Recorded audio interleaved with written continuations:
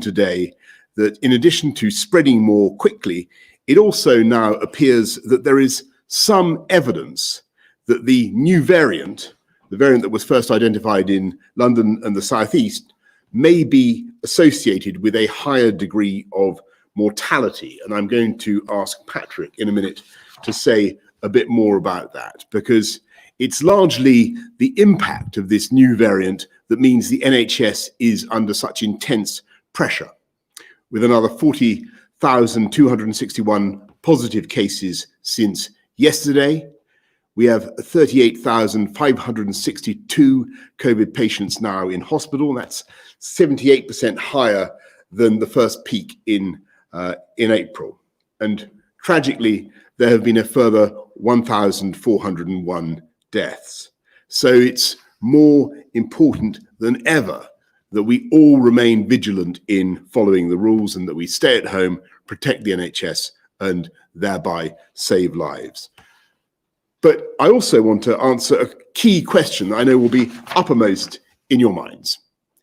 All current evidence continues to show that both the vaccines we're currently using remain effective both against the old variant and this new variant.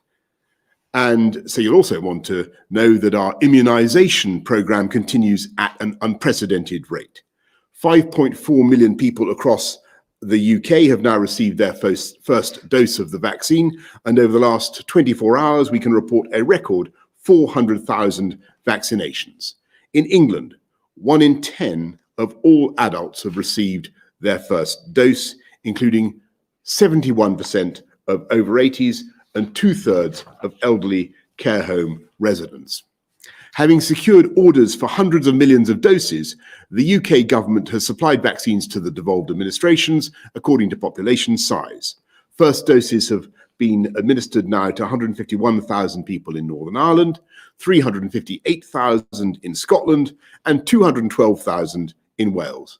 And I'm glad that the government of the UK, the whole of the UK, is able to assist the devolved administrations in deploying the vaccine. And I know everyone across the country is grateful for the logistical skill of the British Army. There is much more to do, and the target remains very stretching indeed, but we remain on track to reach our goal of offering a first dose to everyone in the top 4 priority groups by the middle of February. And I want to thank all the doctors and nurses, especially at the GP-led sites, who are vaccinating at a phenomenal rate, as well as, I say, as those in our armed forces, our local authorities, our pharmacies and volunteers who are making this extraordinary national effort possible. And I want to thank all of you who have come forward to get your jabs, because by doing that, you're protecting yourselves, your communities, and of course, our NHS. And I say to everyone, when that letter arrives, please don't hesitate to book that appointment and get this life-saving protection, because this is the best and fastest way for us all to defeat this virus and get our lives back to normal. I'm now going to ask Chris to do the slides. Thank you, Prime Minister. First slide, please. So the first slide is the Office for National Statistics data showing the estimated number of people testing positive for COVID-19 in England. And that has been on a steady upward slope since the early part of December. But I'm glad to say that in the most recent data, there has been a turning of the corner on that, and the number of people with infections has gone down. But it has gone down from an exceptionally high level. And their most recent estimate is we're still at a stage in England where 1 in 55 people have the virus. So there is a definite signs of improvement, but from a very high level, remaining at a very high level, thanks to the extraordinary work that everybody has done together to make sure people stay at home when they do not need to go outside. Next slide, please. This then looks at the number of people in hospital with COVID in the UK, and it is increasing all the time. It has been over the last several weeks and is now at an extraordinarily high level, as the Prime Minister has just said. but there is now a sign of this beginning to flatten out. In some parts of England, particularly the southeast, the east of England and London, there's now signs of some reduction in the numbers going into hospital, but at an incredibly high rate still. In other areas, there's still some increase in parts of the Midlands and the north of England, for example. But overall, there is now a flattening out, and we hope to see, following the reductions from a high level in the number of cases, the beginnings of a reduction of cases in hospital. But this will take some weeks to work through the system until we start to see significant falls in the numbers in hospital. NHS staff are working extraordinarily hard across the whole country because of the very, very large numbers of people in hospital with COVID. Next slide, please. And sadly, the number of people who have had a positive test for COVID and then died shortly afterwards is continuing to climb. And because this is later, this is a delayed effect, so people get infections, then they end up going to hospital, get more severely ill, and then sadly some of them die, most obviously recover. The number of people who are dying has been steadily increasing, and the most recent 7-day rolling average is over 1,000 deaths a day. So this is a very high rate, and it'll take longer to come down and probably will go up over the next week because of the fact there's a delay between people going into hospital and some people sadly dying. I'll now hand over to Sir Patrick for some comments about the new variant. Thank you very much. So there are 3 major variants of potential concern. The one that was first identified in the UK, one that was identified in South Africa, and one that was identified in Brazil, 3 countries, all of which sequence a lot, and so pick these things up early. I want to talk about the UK one because it's a common variant now, comprising a significant number of the cases. The first thing to say is that we have confidence that this is spreading more easily than the old variant. So we think it transmits between 30 and 70% more easily than the old variant. We don't yet understand why that is the case.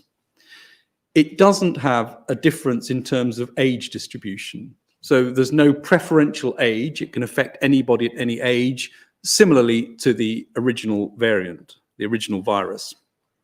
But I do want to say a word about severity and mortality.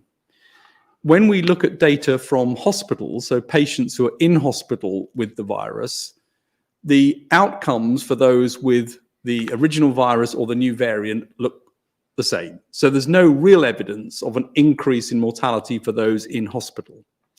However, when data are looked at in terms of those who've been tested positive, so anyone who's tested positive, there is evidence that there's an increased risk for those who have the new variant compared to the old virus. Now, that evidence is not yet strong. It's a series of different bits of information that come together to support that. And I want to put it into context as to what it might mean, but stressing that these data are currently uncertain and we don't have a very good estimate of the precise nature or indeed whether it is overall increase, but it looks like it is. And I want to give some context. If you took somebody in their 60s, a man in their 60s, the average risk is that for 1,000 people who got infected, roughly 10 would be expected to unfortunately die with the virus. With the new variant, for 1,000 people infected, roughly 13 or 14 people might be expected to die. So that's the sort of change for that sort of age group, an increase from 10 to 13 or 14 out of 1,000. And you will see that across the different age groups as well, a similar sort of relative increase in the risk. So that's what we're looking at. But I want to stress that there's a lot of uncertainty around these numbers and we need more work to get a precise handle on it, but it obviously is of concern that this has an increase in mortality as well as an increase in transmissibility as it appears of today. Let me say also a word about vaccines. The first is that there's increasing evidence from laboratory studies that the variant in the UK will be susceptible to the vaccines. And so I think that's increasing from a number of different sources, including looking at sera, blood taken from people who've been vaccinated, showing that it can neutralize the new virus. And indeed, just 2 days ago, one of the manufacturers of one of the vaccines, the Pfizer-BioNTech team, the BioNTech team actually, did studies showing that there was very good neutralization of the variant virus by the blood taken from patients, people who've been vaccinated. So I think there's increasing confidence, coupled with, I think, what is a very important clinical observation, which is that individuals who've been infected previously and have generated antibodies appear to be equally protected against original virus and new variant. So there's good clinical data as well to support the idea that the vaccines should be as effective against this virus as against the old one, or thereabouts. So I think good news on the vaccine front. And then finally, a word just about the South African and Brazilian variants. We know less about how much more transmissible they are. We are more concerned that they have certain features, which means they might be less susceptible to vaccines. We will see a lot of information coming out from different laboratories. It's very difficult to compare between laboratories on this data, and we need to get more clinical information to understand how much of an effect, if any, there is on the vaccine. But they are definitely of more concern than the one in the UK at the moment, and we need to keep looking at it and studying this very carefully, which is what's going on in laboratories across the world at the moment. Thanks very much, Patrick, and thank you, Chris. Let's go to Tracy in Llanertid-Wells. We were initially told that we would need 2 vaccinations against COVID-19 3 weeks apart. The first giving approximately 50% protection, then rising to 95% after the second dose. However, the 2 vaccinations are now up to 12 weeks apart. Will this reduce the levels of protection from either dose, and if so, by what percentage? Well, thank you very much, Tracy. A very important question. I know that Jonathan Van Dam was asked that a few weeks ago, but Chris, why don't you take that? Okay, thank you, Prime Minister.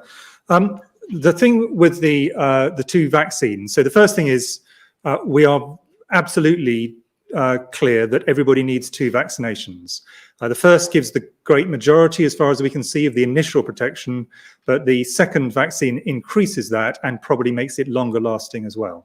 So we are still very much committed to 2 vaccinations. The reason for extending the course of the vaccination is primarily to double the number of people who can get vaccinated. And so it is a public health decision. And the reason for that we think that this is a reasonable thing to do is that because our major limitation is the number of vaccinations we actually have to give. It's not our ability to vaccinate, it's the number of vaccines we have to give. If you vaccinate everybody twice in quick succession, half the number of people will be able to be vaccinated over the next short to medium term, the next several weeks to 3-month period. So by extending the time, what we're allowing is many more people to be vaccinated much more quickly, and then they will get their second vaccine, but they will do so with many more people vaccinated. So that's the broad reason. And by a process of relatively simple maths, you can think that if a vaccine is more than 50% effective, if you double the number of people who are vaccinated over this very, very risky period when there's a lot of virus circulating and likely to be that, you're overall going to get some substantial benefit. Now, the question you asked is about, will the person who's been vaccinated once have the same protection as someone who's vaccinated twice? And the answer is slightly different, probably, between the 2 vaccines that we currently have deployed in the UK, the Pfizer-BioNTech vaccine and the Oxford AZ vaccine. But in both cases, we think that the great majority of the protection is given by the first vaccine, and the second one is going to top that up and to extend it over time. But we do actually have confidence that there will be a loss of protection after the first vaccination. Now, of course, we'll keep that under review as new data comes in, but there are several lines of data that make us think it is likely that once you get protection initially, it lasts for a reasonable period of time, including people who've had the natural infection, where they seem to have protection for many months, certainly up to 5 months in the majority of cases. And it also looks as if that's the case with several different vaccine types, which have been tried with one vaccine and then a later dose later on. And they all have the same, essentially the same active component, what's called the spike protein, and they seem to work. So that is the reason why we think it is likely that this is a reasonable thing to do. I get quite a lot of emails giving me advice from members of the public and members of the medical profession. In general, people who've been vaccinated tend to say, "Why can't I have my vaccine more quickly?" And people who've not been vaccinated say, "Why can't I have my first vaccine?" And those are both reasonable positions that people are taking. But the reality is that by doing this longer interval, many more people, essentially in the medium term, twice as many people, will get a first vaccine, which provides the majority of the protection. And that is the reason we're doing it. Thanks, Chris. Patrick, anything you want to nothing add to to add. that? Thank you very much. Let's go to Sally in Oxfordshire. Sally from Oxfordshire asks, are those of us who have had the vaccine now allowed to mix together with others who have been vaccinated? And again, I think I'd probably better defer to Chris and Patrick on that. Chris. Well, several things to say. The first one is even with a very effective vaccine, and the two vaccines we currently have are very effective, there is a period of time straight after the vaccine where there is no effect. You don't expect to see with these vaccines, and you don't see in the clinical trials of any of the vaccines, an effect for 2 or 3 weeks after the first vaccine. So the first thing is you have virtually no protection initially, and then that protection will steadily increase for 2 to 3 weeks onwards, and probably continues to increase over time. But that protection will not be complete. And even with 2 vaccines, it won't be complete. It's probably a bit less with the first vaccine. And at the moment, a very large proportion of the people you might come into contact with could well have the virus. You saw the data right at the beginning, and what they showed is that at this point in time, across England as a whole, on average, 1 in 55 people have got the virus. And in places like London, where there's a lot, it drops to maybe 1 in 35. So the risk is, if you have the vaccine, you still have some residual risk, and the person you're meeting is probably not vaccinated, and there's a high chance they have the virus. So we need to do 3 things. Vaccinate people who are at risk, as we are, and get them their second dose.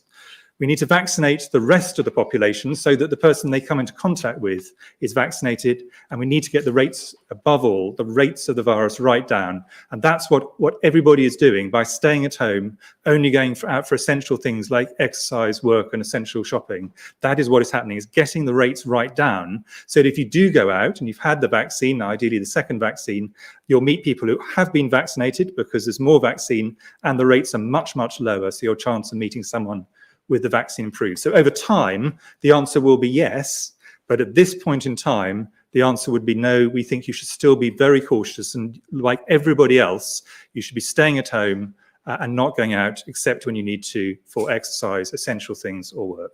Patrick, do you want to add thing to add to that, which is that the vaccines are very effective at protecting severe disease and symptomatic disease.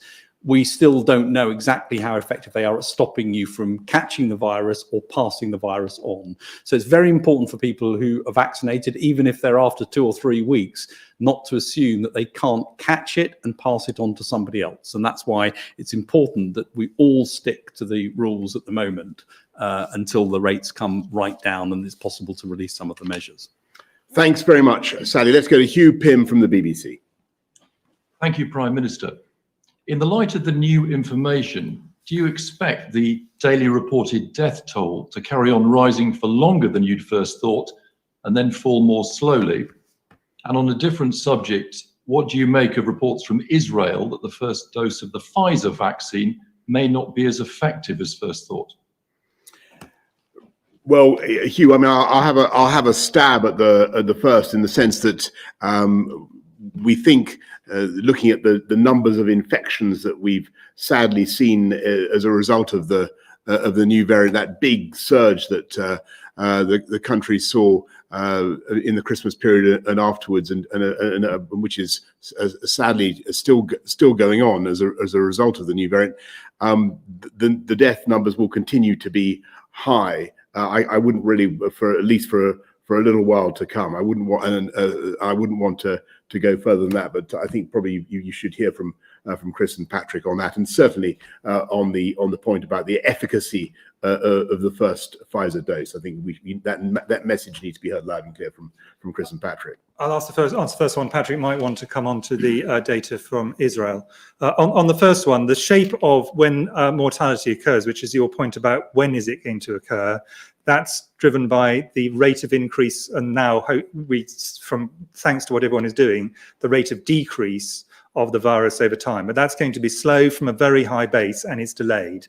But the actual difference, if there is a difference, and Sir Patrick and I are both quite cautious about saying definitely there's a difference, but the slight increase that Sir Patrick was talking about won't change the shape of that.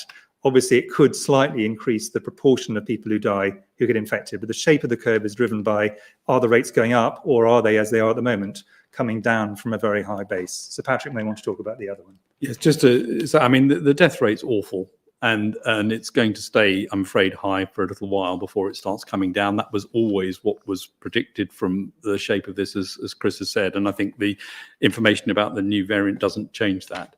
In terms of the Israeli data, I think that was information from one of the organizations that organizes health in Israel, and I think there are 4, and it was some preliminary data that came out on the numbers. I think Israeli Health Ministry has said that they're not entirely sure that those are the final data, and they're expecting the effects to increase. So I think it's very preliminary. I mean, these are preliminary information from a subset of people. They haven't followed people out for long enough. We had a discussion with the Israeli advisors yesterday, and they're expecting to get more information over the next few weeks. And I think we're going to have to monitor this very carefully. I mean, we're going to have to keep looking at data and understanding the performance of vaccines in the real world. But the trial data are very persuasive that these are highly effective vaccines, and we would expect that to translate into what happens in real practice. Thanks very much. Let's go to Dan Hewitt of ITV. Thank you, Prime Minister. Given what we know about this new variant, how likely is it that the current lockdown restrictions are going to last longer now, perhaps beyond the spring into the summer? And are you considering tougher restrictions in the short term? And a question, if I may, to Sir Patrick Vallance. How much of the South African variant do you estimate is already here? And how likely is it that a strain similar to the South African or the Brazilian variant developing here? Dan, we think this is the right package of measures to deal with the new variant, and we don't want to change them. What we want is to see people enforcing them and to see people obeying them, and that's the crucial thing. It's more important than anything. Any new piece of law that government produces is public willingness to comply, and I think we are seeing some signs of flattening in the data. We're seeing some areas, particularly in London and the southeast, where numbers of infections are coming down. That's very encouraging. We're seeing perhaps a stabilizing of hospital admissions, but the rates are still very high. And so when you think about unlocking, we really can't begin to consider unlocking it until we're confident that the vaccination program is working, until we're confident that we don't have new variants or changes in the medical in our understanding of the virus that might affect our calculations. But I think most important thing is that we've got to be in a position where the rate of infection is not still so high, and it's very high right now, so for unlocking just to lead to another big rebound. I think that would be the wrong thing, the wrong way to approach it. So we've got to get those rates of infection down as well. It's not just a question of rolling out the the vaccine, fast as that is, you can't unlock whilst rates of infection are so very high. And that's obviously something we're thinking about. And that's why obeying this current lockdown, making it work, and as I say, the signs are that it is beginning to work. That's why that's so absolutely crucial to this effort. I think in terms of the numbers here, I think the latest data from PHE suggests that 44 have been people have been detected with the South African variant. It may be a bit higher because of some uncertain results at the moment, but I think 71 is the upper limit of what they've found. There will be cases here. There'll be cases all over the world of these variants. The key thing is to identify, contact trace, and try and make sure that we contain. And clearly, the lockdown that we're currently in will have a large effect to keep this contained. But it's important to recognise that there's no evidence that the South African or Brazilian variants have transmission advantages over what is already here. So they wouldn't be expected to spread more quickly or take over. They may actually have less, we don't know. And so I don't think the fact that there are some cases here means this is going to take off and become the dominant variant. That's not what you would necessarily expect, because it doesn't have a transmission advantage, as far as we know, over the current UK situation. But it's obviously important that we restrict the entrance of more variants, and that we identify and contact trace those that are here. Chris, whether you want to add anything to that? Well, I think the only thing to add is that the variant that we have here, the so-called B117 variant, is now spreading quite widely in other parts of the world, including, for example, in Israel, which Patrick talked about. So variants do move around, and they come from the UK and they come into the UK. That's, I'm afraid, the nature of these things.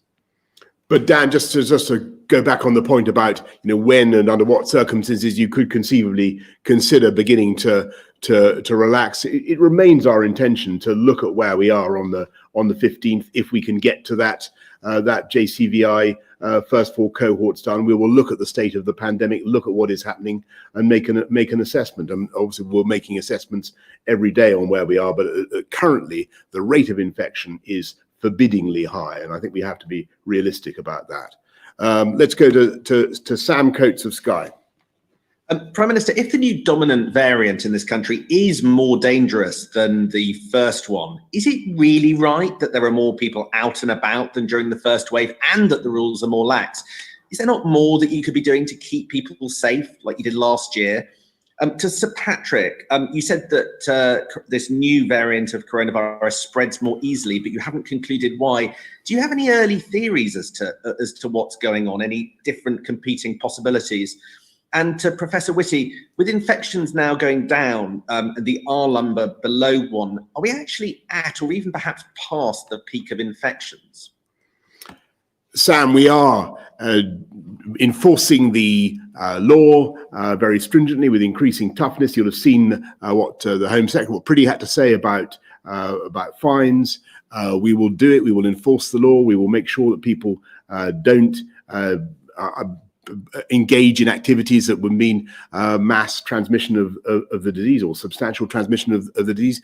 But it depends on all of us, depends on everybody watching, doing the right thing, avoiding transmission. That is far more powerful and far more effective in stopping the transmission of this virus than police action or new laws from the government. And that's what it takes. The rules are very, very clear. Stay at home, and unless you have a very, very good reason for not staying at home. Protect the NHS and save lives. I think the people of this country really understand that. All the evidence is that they comply with the measures when it's necessary, and when we'll get it done. And as I said, there are signs that this is working, but it's going to need continued resolve and determination. In terms of the why it may be transmitting more readily, people are looking at this, in laboratories all over the world for all of these variants. I think one thing that we don't think is the cause is that people have a higher viral load and shed more virus. We don't think that's the case.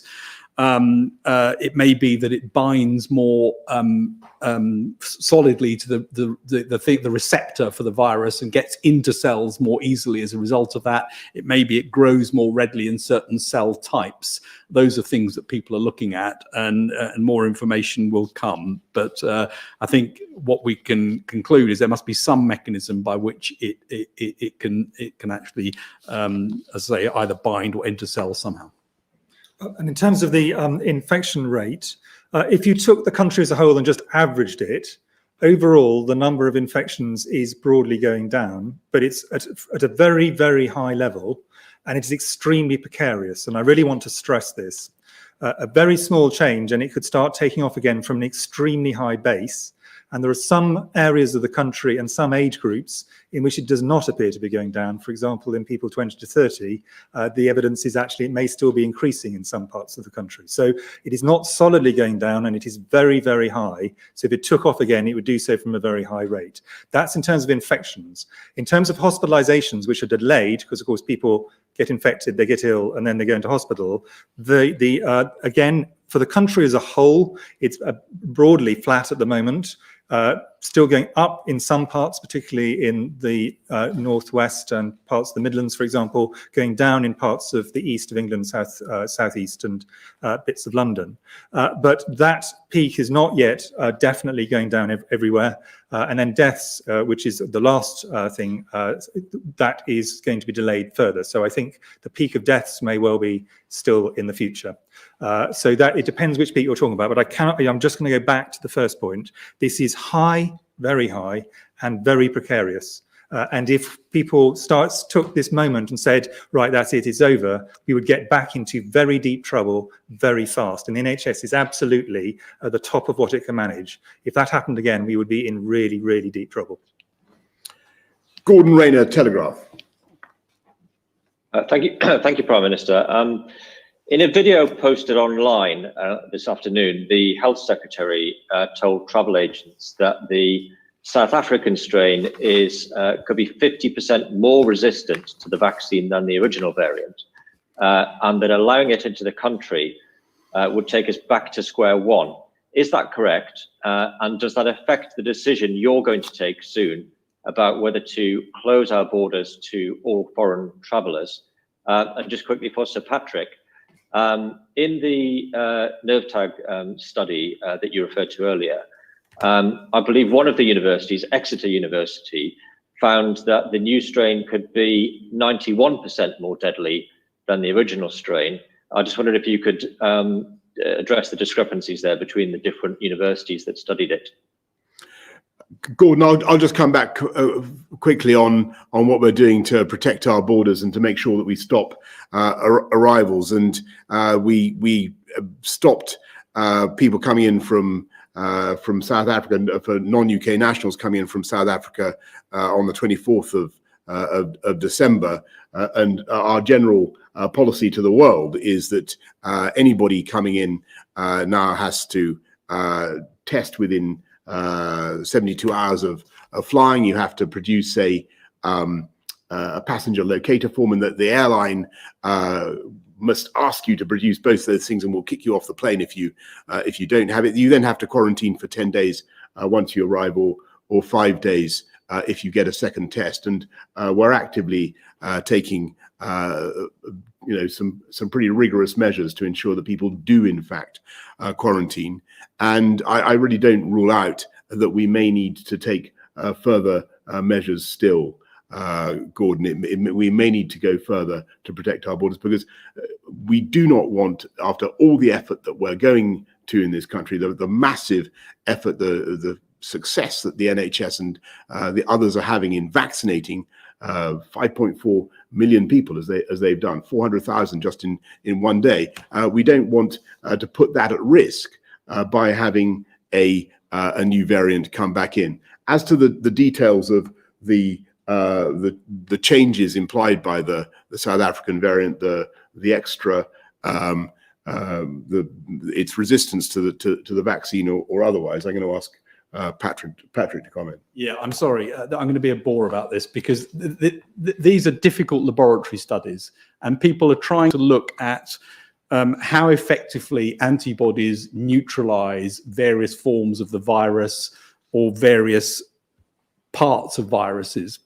And they'll get different results in different laboratories. And not all of the immune response is an antibody response. So taking a result from a laboratory and saying, therefore, the vaccine will be 50% less effective, you just can't do it. And we're going to see different results coming up on all of these.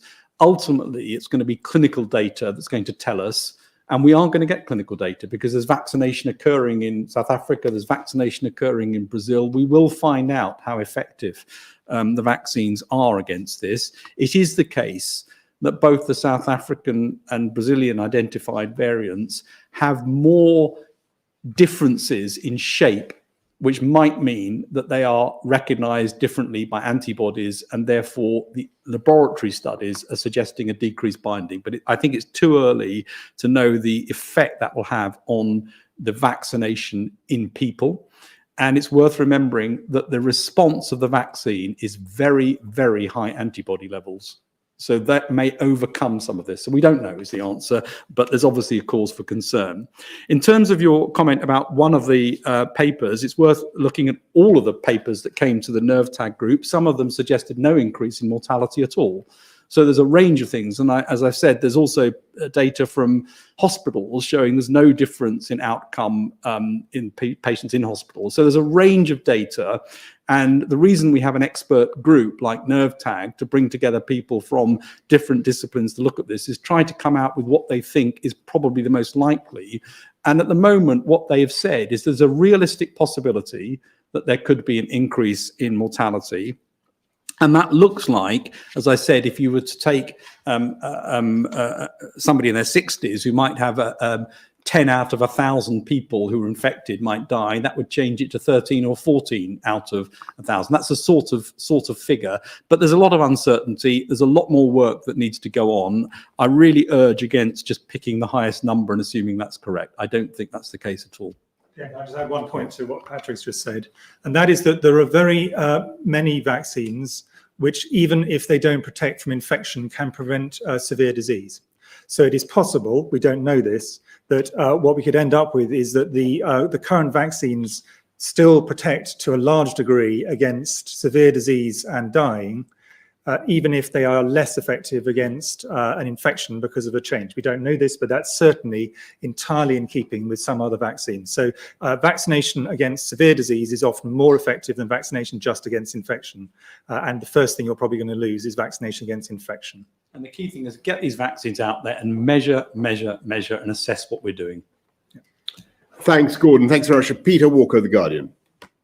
Thank you very much. Prime Minister, you've struck quite a cautious note, but at the same time, people are going to look at the vaccination figures and think, well, you know, if we vaccinate all the vulnerable people quite soon, then life could return to normal by Easter, maybe a month or two after that.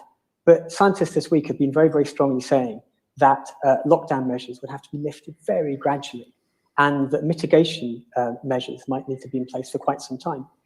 Do you think the British public are ready for quite how long it could take? And for Sir Patrick or Professor Whitty, do you also agree that we could have mitigation measures in for quite a long time?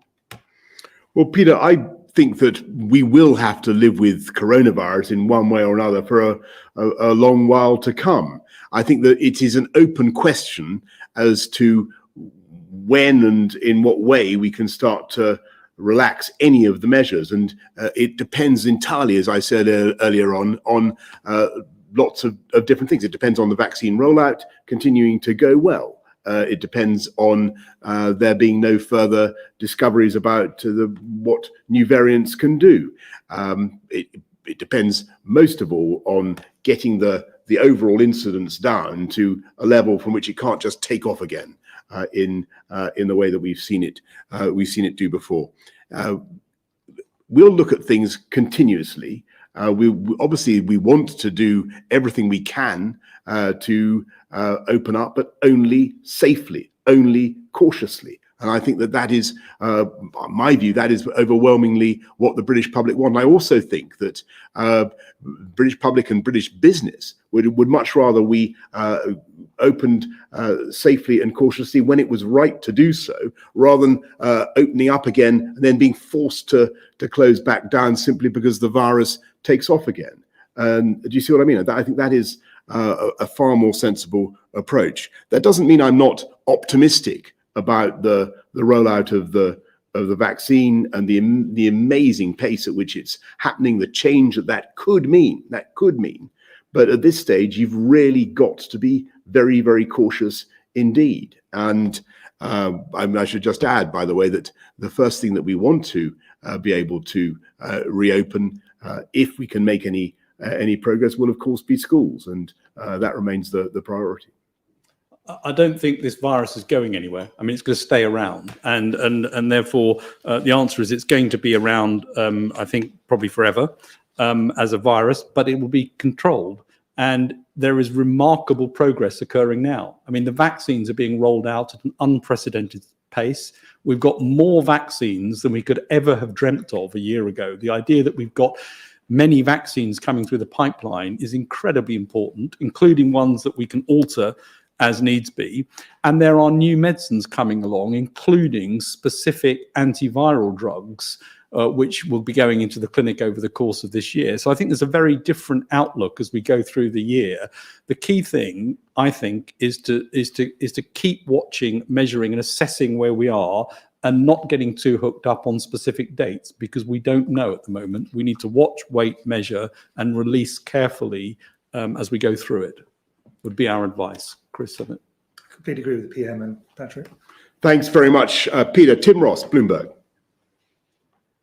Question to Patrick Vallance and Chris Whitty. Sage minutes from a meeting on January the 7th say there's an unquantifiable but likely small probability of the delayed second dose generating a vaccine-resistant mutation. In layman's terms, does that mean that the decision to delay the second dose actually risks making the virus itself more dangerous? And if so, what are you doing about that? And a question to the Prime Minister. You mentioned businesses wanting to avoid the cycle of lockdowns and unlocking again. But the furlough programme is due to come to an end at the end of April. Can you at least now give some reassurance that you will continue furlough or consider continuing furlough after that point if restrictions are still in place? The most risky thing in terms of new mutations is to have very high prevalence. The more the virus is replicating and transmitting between people, the more the chance that it will get a mutation and alter. And that's what's happening around the world. And that's why we're seeing the same mutations pop up everywhere. So these mutations have not come about because of vaccine pressure or anything else. They seem to be mutations that the virus accumulates naturally during replication as it wants to get more efficient at transmitting. And so I think that's the biggest risk. And there's always, some risk if you start to have partial immunity, but there's also a benefit, which is partial immunity can actually stop the infection quicker. And so I think that was a statement from the immunologists and an appropriately cautious one, but I don't think it's the biggest risk. All of medicine is about balance of risk.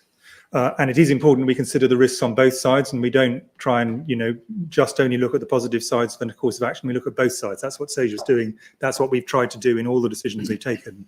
Our overall view was the balance of risk was firmly in favour at this stage of the epidemic in the UK of having many more people vaccinated, but that does mean the delay.